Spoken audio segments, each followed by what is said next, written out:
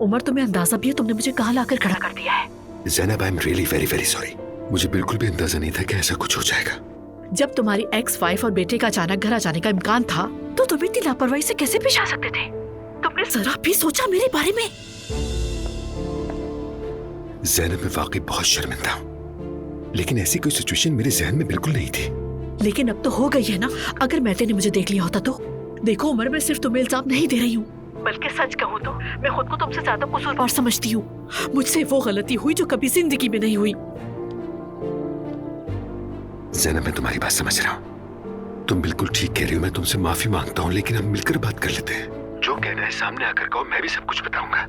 I am so sorry Umar, ये possible नहीं है।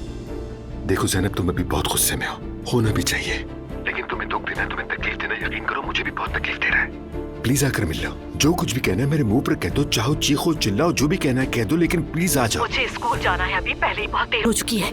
मैं तो खुद को नहीं देख पा रही आईने में, तो मैं कैसे दिखूंगी? आई एम सॉरी, फोन बंद करियो अब मैं। खुदा हाफिज। सुनो ज़ैनब, उफ।